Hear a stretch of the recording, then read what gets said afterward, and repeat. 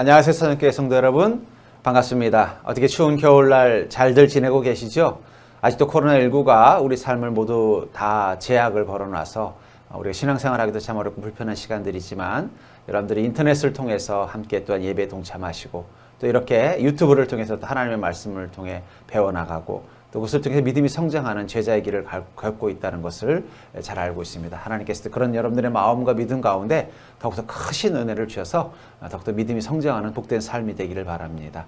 오늘은 제자반 2단계 제9과 거듭난 사람이라는 주제를 가지고 함께 주님의 말씀을 통해 성장하기를 원합니다. 이 거듭남이라는 말은 한자어로 중생이라는 단어를 쓰는데요. 중생이라는 것은 다시 중자의 날생자, 다시 태어나다라는 뜻을 가지고 있습니다. 전 그런 의미에서 그리스도인은 거듭난 사람이고 거듭난 사람만이 그리스도인이 될 수 있다고 저는 생각을 합니다. 그렇기 때문에 여러분들 나는 그리스도인인가 라는 질문은 역으로 나는 거듭난 사람인가 라는 질문과 동일한 질문일 수 있는 거예요. 어떻습니까? 여러분들은 스스로 그리스도인이라고 생각하시는데 한번 그 질문을 바꿔서 나는 정말 거듭났는가? 나는 정말 거듭난 자인가? 한번 돌아볼 수 있는 시간이 되기를 원합니다. 그것을 통해서 여러분들이 정말 그리스도인이라는 분명한 확신을 가지고 그렇게 예수 그리스도의 제자로 사는 자가 되기를 주의 이름으로 축복합니다. 그렇다면은 요한복음 3장 1절부터 8절에서 예수님은 이 거듭남, 이 중생의 중요성을 어떻게 강조하시고 있는지 한번 볼까요? 거기 보면 이 니고데모라는 한 바리새인이 예수를 만난 이야기를 이렇게 설명하고 있습니다. 그런데 바리새인 중에 니고데모라 하는 사람이 있으니 유대인의 지도자라. 그가 밤에 예수께 와서 이르되 라삐여, 우리가 당신은 하나님께로부터 오신 선생인 줄 아나이다. 하나님이 함께 하시지 아니하시면 당신이 행하시는 이 표적을 아무도 할 수 없음이니이다. 예수께서 대답하여 이르시되 진실로 진실로 내게 이르노니 사람이 거듭나지 아니하면 하나님의 나라를 볼 수 없느니라. 니고데모가 이르되 사람이 늙으면 어떻게 날 수 있사옵나이까? 두 번째 모태에 들어갔다가 날 수 있사옵나이까? 예수께서 대답하시되 진실로 진실로 내게 이르노니 사람이 물과 성령으로 나지 아니하면 하나님의 나라에 들어갈 수 없느니라. 육으로 난 것은 육이요 영으로 난 것은 영이니 내가 네게 거듭나야 하겠다 하는 말을 놀랍게 여기지 말라. 바람이 임의로 불매 내가 그 소리는 들어도 어디서 와서 어디로 가는지 알지 못하나니 성령으로 난 사람도 다 그러하니라 하면서 이 성령으로 난 사람, 거듭난 사람의 특징에 대해서 말씀하고 있죠. 그렇다면 이 거듭났다는 말의 뜻은 구체적으로 또 무엇일까요? 요한복음 1장 12절부터 13절에 보면은 영접하는 자, 곧 그 이름을 믿는 자들에게는 하나님의 자녀가 되는 권세를 주셨으니 이는 혈통으로나 육정으로나 사람의 뜻으로 나지 아니하고 오직 하나님께로부터 난 자들이니라 라는 말을 통해서 예수 그리스도를 영접하여 하나님의 자녀로 새롭게 태어나는 것이 바로 거듭난 것이다 라고 요한복음 1장 12절부터 13절은 이야기하고 있는 것입니다. 무슨 말이에요? 우리가 거듭났다는 것은 바로 예수 그리스도를 영접하여 하나님의 자녀로 새로 태어난다는 것을 뜻한다는 것입니다. 그렇다면 니고데모가 거듭나지 못했다는 증거는 뭘까요? 2절을 보시면 그가 밤에 예수께 와서 이르되 라삐여, 우리가 당신은 하나님께로부터 오신 선생인 줄 아나이다. 하나님이 함께 하시지 아니하시면 당신이 행하시는 이 표적을 아무도 할 수 없습니다 라는 말을 통해서 예수님을 랍비라고 부르고 있습니다. 근데 이 랍비는 선생님이라는 뜻을 가지고 있고 그것은 당시 유대 지도자에 대한 일반적인 표현이었다는 거예요. 다시 말해서 지금 이 예수님을 만나러 온 니고데모에게 예수님은 자신이 알고 있는 유대 지도자들과 별반 다를 바 없는 그런 어떤 존재로서 다가왔다는 것이죠. 그러나 베드로는 예수님을 누구라고 불렀습니까? 주는 그리스도시요 살아계신 하나님의 아들이십니다 하면서 호칭이 달라지죠. 다시 말해서 니고데모는 예수님을 그리스도의 살아계신 하나님의 아들로 아직 바라보는 시선이 없었던 것입니다. 그리고 그의 관심은요 오직 당신이 행하시는 이 표적을 아무도 할 수 없음이니다 라는 말을 통해서 표적에만 관심이 있었지 영생에는 관심이 없이 온 것입니다. 그런 그에게 주님은 영생을 이야기하면서 거듭남을 강조하죠. 그렇다면 어떻게 거듭날 수 있다고 말씀하셨어요? 사람이 물과 성령으로 나지 아니하면 하나님의 나라에 들어갈 수 없느니라. 거듭나서 하나님의 나라에 들어가려면 어떻게 된다고 말하고 있어요?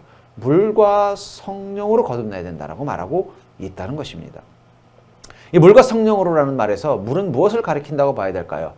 저는 이 물을 구원의 고백, 예수님을 영접하였음을 공식적으로 고백하는 행위라고 저는 이해하고 싶습니다. 여기서 공식적이라는 건 뭐냐면 말과 행위로 표현되어진다는 것이죠. 이번에 미국의 새로운 대통령이 선출되었죠. 그리고 며칠 전에 취임식을 했습니다. 그 취임식을 했다는 것은 무엇입니까? 공식적으로 이제는 새로운 대통령이 선출되었다는 것을 백성, 국민과 전 세계에 알리는 것이죠.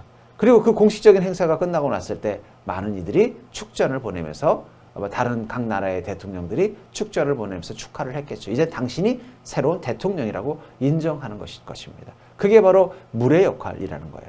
로마서 10장 9절에 보면 내가 만일 내 입으로 예수를 주로 시인하며 또 하나님께서 그를 죽은 자 가운데서 살리신 것을 내 마음에 믿으면 이게 바로 물로 거듭나는 것이죠. 우리 입술과 마음이 믿고 시인하는 것입니다.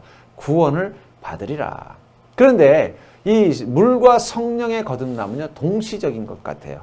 마태복음 3장 16절에 보면 예수께서 침례를 받으시는 이 사건에서 이렇게 말하고 있죠. 곧 물에서 올라오실새 하늘이 열리고 하나님의 성령이 비둘기같이 내려 자기 위에 임하심을 보시더니, 다시 말해서 우리가 입술을 열어 주로 시인하고 마음으로 믿는 그 순간 우리 안에 성령께서 이미 우리를 하나님의 자녀로 거듭난 자로 확정해 주시는 일이 동시에 일어난다는 것입니다. 그렇다면 이 거듭남은 영과 육 가운데 어디에 속한 일일까요?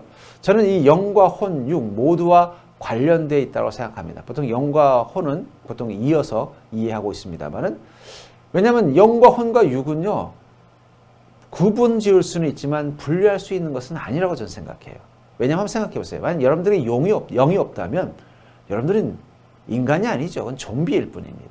또 반대로 영혼 중에서 혼에 해당되는 부분, 그 마음이 없다면은요, 그것은 식물인간이죠. 생각하지 못하고 느끼지 못하고 어떤 할 수 없다면, 몸을 명령할 수 없다면 그건 식물인간이잖아요. 또 반대로 영혼은 있지만 육이 없다면요, 그건 유령이지 인간이 아닌 것처럼 결국은 영과 혼과 육이 하나로 있을 때 비로소 그것은 인간이라고 칭함을 받을 수 있는 존재이기 때문에 거듭남은 어디에 속하는 것인가를 어느 한 지점이라고 말할 수는 없다는 거예요. 하지만 이 거듭남은 영에 집중된 현상이라고 볼 수 있을 것 같아요. 왜냐하면 성령께서 주로 사역하시는 곳이 어디입니까? 거듭남은 하나님의 영이신 성령님께서 우리 영 가운데서 행하시는 사역이기 때문에 아무래도 영에 집중된 현상일 수밖에 없다는 거죠. 또 두 번째로는요, 죽은 영에 대한 사역이라는 거예요. 우리가 다 죽은 영이라는 것입니다. 우리 좀비, 여러분들은 생각도 하고 또 마음으로 느끼기도 하고 어떤 의지로 행동하지만 그 영은 죽은 자와 같아요. 마치 마귀의 조정을 받고 있는 그런 존재처럼 좀비 같은 존재라는 거예요. 그런 가운데 성령님이 오셔서 어떻게 해요? 우리 죽은 영을 살리시는 거죠. 그 순간 우리는 하나님과의 관계에 끊어진 관계가 회복되어져서 어떻게 돼요? 이제는 살아있는 영으로서 하나님과 함께 교통하는 인생을 살 수 있게 된다는 점에서 거듭남은 특별히 영에 집중된 현상, 영을 통해서 우리의 혼과 육에 영향을 주는 현상이라고 해석할 수 있을 것 같습니다. 여섯 번째로, 거듭나는 사건은 확실히 신비한 것이죠. 그렇다면 이 사실을 주님은 왜 바람으로 비유했을까요? 이유를 한번 볼까요? 바람의 특징에서 그 답을 알 수 있어요. 바람은 어떻습니까? 보이지는 않지만 만물을 소생시키는 힘이죠. 이제 곧 봄이 되면 어떻게 돼요? 봄바람이 이 메마른 가지에 불기 시작하면요, 그때부터 가지들은 변화가 일어나죠. 싹이 나기 시작할 것입니다. 또 변화의 주체는 내가 아니라 성령님이라는 것을 의미하는 것입니다. 나무가 흔들릴 때 여러분들은 나무가 근육이 있어서 움직인다고 생각하는 사람은 없어요. 어떻게 되는 거예요? 저 나무에 바람이 불고 있구나. 다시 말해서 우리 인생의 변화는 내가 하는 것이 아니라 마치 바람처럼 오시는 성령님이 우리 삶을 흔들어 놓으실 때 변화가 나타나는 것이죠. 세 번째로 거듭남은요, 반드시 삶으로 나타나게 돼 있다는 거예요. 봄바람이 불면 어떻게 돼요? 가지에 새싹이 나겠죠. 여름바람이 불면은요, 그건 잎사귀가 팔랑거리면서 성장할 것입니다. 그리고 그 가지에 겨울바람이 불기 시작하면요, 이제는 그 잎사귀가 떨어져서 낙엽이 되어버릴 거예요. 그렇기 때문에 여러분들, 거듭난 사람은요 결코 멈춰 있을 수 없어요. 왜냐하면 성령의 바람이 계속 불어오기 때문입니다. 거듭난 사람의 인생에는요, 성령의 바람이 마치 그 자연에 있는 나무들의 바람이 부는 것처럼 계속 움직일 수밖에 없다는 거예요. 전 여러분들에게 성령의 바람이 부는 인생이 되기를 주의 이름으로 축복합니다. 성령께서 여러분들의 인생을 거듭난 자로 만들어서 여러분들의 삶에 변화를 주실 것입니다. 여러분, 특별히 여러분들의 마음 가운데 새로운 봄바람 같은 성령님이 부셔서 여러분들에게 소망의 새싹이 또 축복의 새싹이 열리는 복된 삶이 되기를 주님의 이름으로 축복합니다. 7번째로, 당신은 중생을 어떤 극적인 체험으로 여기는 경향이 있지는 않습니까? 어떤 극적인 체험으로 중생을 받아들이지 않냐는 거예요. 그래서 그런 체험이 없어서 중생 받았다는 확신을 갖고 있지는 않은지 한번 돌아볼 필요가 있어요. 근데 여기서 중요한 게 있어요. 여러분, 극적인 체험이라는 게 뭘까요? 대부분의 사람들은 극적인 체험을 육에 일어나는 체험으로 자꾸 제한하고 있습니다. 우리 성령님께서 우리의 영과 혼과 육에 영향을 줄 때 육에 영향을 주면 어떤 극적인 체험을 경험하냐면 치유를 경험하죠. 병이 낫는다든지 어떤 어떤 놀라운 일이 일어나겠죠. 또 오병이의 기적이 일어나요. 사업에 어떤 번성한다든지 또 여러 상과 같이 어떻게 문제들이 기적적으로 해결되는 걸 볼 때 우리는 육적인 체험을 경험합니다. 그때 우리는 구원받은 체험이 있다라고 말한다는 거예요. 하지만 우리의 혼에도 성령님께서 체험을 주십니다. 성령님께서 우리를 거듭나게 하면요, 우리 혼이 평안을 가져요. 구원의 확신이 생깁니다. 우리의 마음, 생각에. 그리고 우리 의지에 예수님이 하나님임을 믿어지는 마음이 생긴다는 거예요. 그게 바로 혼의 극적인 체험이에요. 영에도 극적인 체험이 있습니다. 그것은 우리가 죄에서 해방되는 것입니다. 그리고 하나님의 자녀가 되는 게 바로 극적인 체험이에요. 근데 보통 가장 강렬하게 느끼는 것은 육이죠. 몸에 병이 막 나고, 진짜 사업이 막 번성하고, 또 가정의 문제, 직장의 문제, 세상의 문제들이 막 해결되고, 교통사고 날 뻔했는데 난 살아나고, 이러면 마치, 내가 성령님의 그 인도하심을 따라 거듭난 자라는 강렬한 체험을 느낄 수 있다는 거예요. 그럼 우리가 육적인 존재이기 때문에 그게 더 강력하게 느껴지는 것이지, 사실은 우리 혼과 영에서도 그런 강렬한 체험이 이미 우리 삶 가운데 있다는 거예요. 근데 중요한 건 이 성령의 역사하심이 우리의 혼과 육과 영 중에 어디에 강력하게 임하실 것인가는 하나님이 정하시는 것이지 우리가 결정하는 게 아니라는 거예요. 아무리 우리는 육신의 그 체험을 하기를 원해도 하나님이 혼의 체험을 주시면요, 우리 몸은 치유되지 않지만 마음의 평안이 있는 거예요. 우리 가정의 문제는 해결되지 않았지만 우리가 하나님 예수님이 하나님께 믿어지는 기쁨이 있다는 거예요. 오병의 기적을 경험하지 못했지만 구원의 기쁨이 내 마음 가운데 있는 것을 느낄 때 그것은 우리가 혼을 통해서 성령님의 역사하심이 느껴지는 것이죠. 그렇다면 여러분들에게 성령께서 주신 체험은 주로 어디에 있습니까? 또 성령님은 이 세 군데 다 주실 때도 있고요. 또 어느 한 곳에 더 강력하게 느껴지게 만들어 주실 때도 있다는 거예요. 만약에 여러분들이 내가 죄에서 해방된 것을 확신이 들고 하나님의 자녀가 된 것이 여러분들 마음에 기쁨이 있다면 그것은 여러분들은 영인 가운데 극적인 체험을 한 것입니다. 여러분들의 평안이 있고 구원의 확신이 있으며 예수님이 하나님인 것이 믿어진다면 여러분들이 혼 가운데 극적인 체험을 경험한 것입니다. 그러면 여러분들 누가 성령 체험했어? 하면은요, 모든 사람들이 육에 해당되는 그 부분만 있는 것이 아니라 혼과 영에도 해당되는 부분이 있다는 것을 가르쳐 주시는 것도 어떤 말씀을 배운 어떤 성숙된 그런 그리스도인의 어떤 반응이 아닐까 하는 생각이 듭니다. 꼭 사람들에게 성령 체험했냐고 물어보면요, 야, 성령 체험은 육에도 있지만 혼에도 있고 영에도 있다. 육에는 이런 체험이 있지만 혼에는 이런 체험이 있고 영에는 이런 체험이 있어. 네가 말하는 건 육의 체험만 얘기하는 거야. 무식해가지고. 이렇게 말할 수 있는 믿음이 되기를 주의 이름으로 축복합니다. 8번째, 만일 주님께서 당신을 만나신다면 니고데모에게 경고하신 말씀을 하시진 않을 거라는 확신이 있나요? 진실로 내게 이르노니 사람이 물과 성령으로 나지 아니하면 하나님 나라에 들어갈 수 없느니라 하는 이 말씀을 여러분들에게 한다면 그렇습니까 주님? 저는 물과 성령으로 거듭났습니다라고 고백할 수 있는지, 아니면 내가 정말 물과 성령으로 거듭나야 되겠다라고 고민하고 있는지 한번 돌아보시기 바랍니다. 만약에 내가 물과 성령으로 거듭난 것 같지 않다면 다시 처음부터 하나님의 말씀을 또 배워나가는 것도 지혜로운 태도일 것 같습니다. 두 번째로 이제 믿음과 중생은 어떤 관계에 있는지 한번 알아볼까요? 요한복음 1장 12절부터 13절에 보면은 영접하는 자 곧 그 이름을 믿는 자들에게는 하나님의 자녀가 되는 권세를 주셨으니 이는 혈통으로나 육적으로나 사람의 뜻으로 나지 아니하고 오직 하나님께로부터 난 자들이니라 하면서 영접하는 자에게 거듭남을 준다라고 말하고 있어요. 다시 말해서 믿음을 가진 자에게 하나님의 자녀, 중생이 있다라고 말하고 있다는 것입니다. 저는 이러면서 이 믿음과 중생의 관계를 이렇게 구분하고 싶어요. 마치 신랑의 프로포즈, 그리고 신부의 수락. 요즘 젊은 사람들은 결혼 전에 꼭 신랑이 프로포즈를 한다고 하더라고요. 그래서 기다린대요. 언제 프로포즈 하나. 심지어는 결혼 날짜를 잡아놓고도 기다린대요. 이미 결혼하기로 날짜까지 다 잡아놓고는 언제 프로포즈 하나 기다리고 있다는 거예요. 그럼 한번 생각해 보세요. 신랑이 신부에게 나랑 결혼해 주시겠어요? 하면서 프로포즈를 했어요. 그때 갑자기 신부가 안 해요. 그럼 어떻게 되는 거예요? 그럼 그건 끝나는 것이죠. 그렇기 때문에 신랑이 프로포즈 할 때는 이미 신부가 수락할 준비가 되어져 있을 때 프로포즈를 보통 하죠. 바로 중생과 믿음의 관계도 그런 것 같아요. 믿음과 중생의 관계는 동시적인 것입니다. 그런데 이 프로포즈는 보통 신랑이 하죠. 신부가 하는 경우는 없습니다. 신랑이 프로포즈하고 신부는 수락하기 때문에 신랑이 프로포즈하기를 기다리는 것처럼 예수님께서 우리를 구원하시기로 결정하신 중생이 먼저 이루어지는 것입니다. 이루어진다기보다는 주도되어진다는 거죠. 거기에 대해서 우리의 믿음이 반응하는 수락이 이루어졌을 때 비로소 우리는 거듭남을 경험하는 것입니다. 그런데 어떤 종파들은 이 믿음과 중생의 관계를 동시적인 것이 아니라고 생각하는 데가 있어요. 예를 들면 믿음이 우선이다. 우리가 믿으면 다 구원받는다. 중생 받는다. 이런 어떤 믿음의 종속적인 관계로 중생을 보는 구원파 같은 신앙이 있습니다.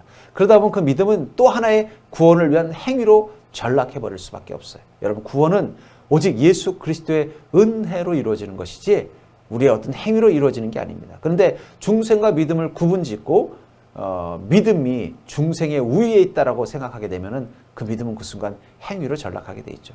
또 중생이 우선이라고 생각하는, 무조건 하나님이 구원하기로 결정하셨으면 내 믿음은 중요하지 않다라고 생각하는 사람도 있어요. 그건 결정론적인 구원관입니다. 그러니까 내가 구원받은 건 다 믿었기 때문에, 내가 믿는 건 다 구원받았기 때문이야. 또 믿음이 없는 건 네가 아무리 교회 오래 다녔어도 하나님 널 구원하지 않았기 때문이야. 라는 또 위험한 어떤 소위 구원관에 사로잡힐 수가 있죠. 그런 의미에서 믿음과 중생의 관계에서 중생이 주도하지만 동시적이라는 거예요. 마치 아까도 말한 것처럼 신랑의 프로포즈처럼 주님이 우리를 구원하기로 결정하신 것이 우선입니다. 그리고 우리가 믿음으로 수락할 때 비로소 구원은 완성되어지는 것이죠. 하지만 중요한 건 뭐예요? 신랑의 프로포즈가 먼저라는 거죠. 신부는 기다릴 뿐입니다. 마찬가지라는 거예요. 주님이 우리를 구원하시기로 결정하셔야 비로소 우리의 믿음이 의미를 갖는 것입니다. 세 번째로, 그렇다면 한 번 중생을 받으면 다시 필요가 없는 건가요? 아니면 계속해서 중생을 경험해야 될까요? 베드로서 1장 23절부터 25절에 보면 너희가 거듭난 것은 썩어질 씨로 된 것이 아니요 썩지 아니할 씨로 된 것이니 살아있고 항상 있는 하나님의 말씀으로 되어 있느니라. 그러므로 모든 육체는 풀과 같고 그 모든 영광은 풀의 꽃과 같으니 풀은 마르고 꽃은 떨어지되 오직 주의 말씀은 세세토록 있도다 하였으니 너에게 전한 복음이 곧 이 말씀이니라 하면서 너희가 거듭난 것은 항상 있는 하나님의 말씀으로 된 것이다 라고 말하고 있다는 거예요. 그리고 그 말씀은요 세세토록 있다 라고 이야기하고 있습니다. 그 말은 무엇입니까? 한 번 거듭나면, 하나님 말씀으로 거듭난 그 순간 그것은 계속 지속성이 있기 때문에 두 번, 세 번 맞을 필요가 없는 거죠. 마치 홍역주사 같죠? 여러분 어릴 적에 홍역주사 다 맞아보셨죠? 저도 맞았습니다. 그리고는요, 그 뒤에 한 번도 저는 홍역을 주사를 맞아본 적이 없지만 홍역에 걸려본 적도 없습니다. 마찬가지라는 거예요. 한 번 중생을 경험한다면 그것은 저 천국에 갈 때까지 유효한 것입니다. 4번, 데살로니가 교인들을 보면 그들은 하나님의 택하심을 따라 중생을 받은 자들이 틀림없다는 증거가 몇 가지 있다라고 말하고 있어요. 그 첫 번째는 그들의 믿음, 그리고 소망, 사랑이 살아 움직인다는 사실이라는 것입니다. 그 이유가 뭘까요?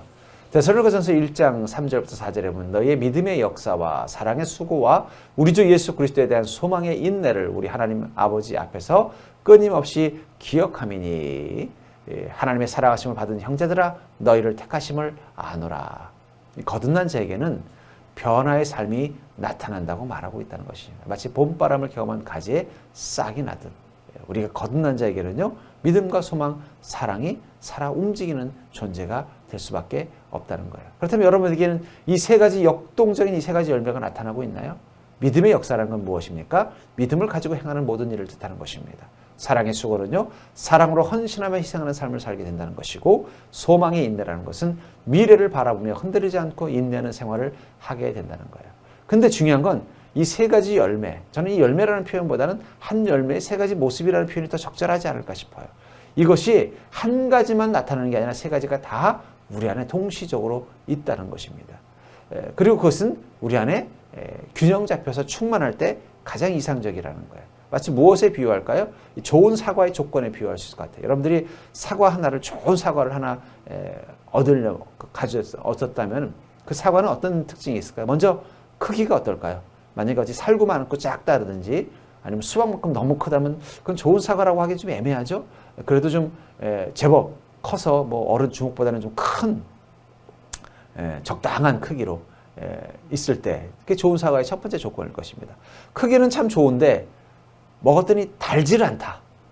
그럼 어떻습니까? 그건 좋은 사과가 아니죠. 당도가 더 충분해야 되겠죠. 먹으면 그냥 과즙에서 그냥 단맛이 확 느껴져야 야, 이거 좋은 사과구나 하는 거죠.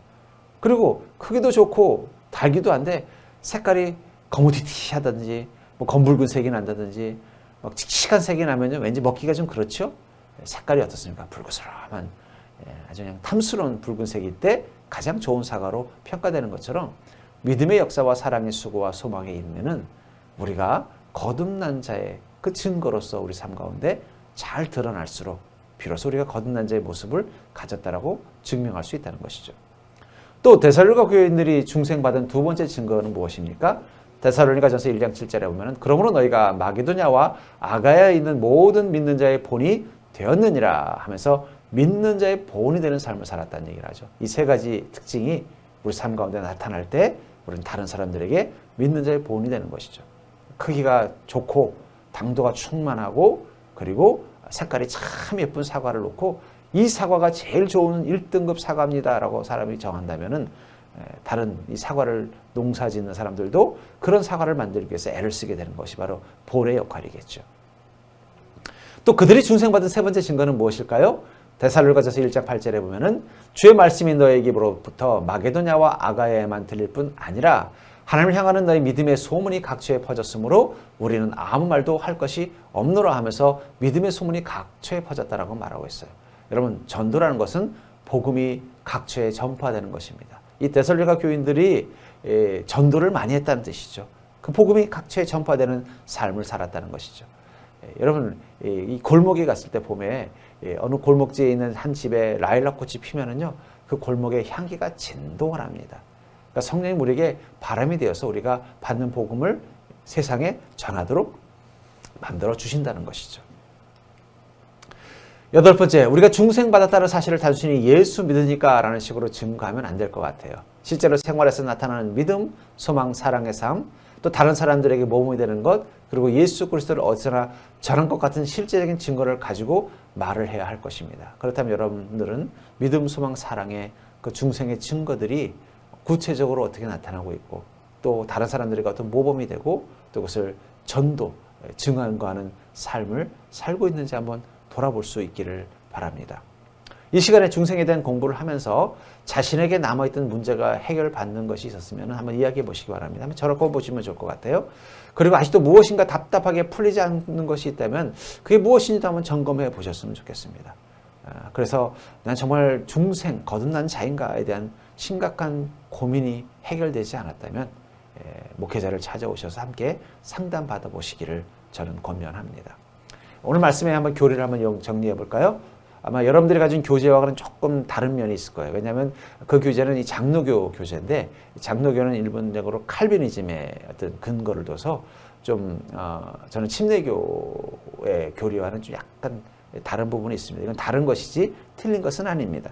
그런 의미에서 제가 침례교적 관점에서 이 교리를 네 가지로 좀 정돈해 봤습니다. 절대로 해볼까요? 첫째는 중생은 하나님이 성령과 말씀을 통해서 하시는 단독 사역이라는 것입니다.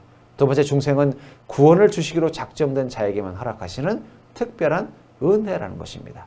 그리고 세 번째, 중생에서 사람은 믿음의 고백으로 반응하는 것입니다. 네 번째, 중생의 체험은 전인적이며 성령님이 주도하신다는 것입니다. 여러분들이 뒤에 아니다는 잘못된 것입니다. 이해하십시오. 그래서 여러분들 나는 정말 중생을 온전히 잘 이해하고 있는지를 이 교리를 통해서 이해하시면서 또 그렇게 구원받은 자로 또 그리스도의 향기를 세상 가운데 나타내는 자로 그렇게 살아가는 복된 자가 되기를 주의 이름으로 축복합니다. 오늘도 끝까지 이렇게 또 함께 저와 함께 제자분 훈련 가운데 동참해 주셔서 너무나 감사드립니다. 또 한 주도 세상 가운데서 승리하십시오. 평안하세요.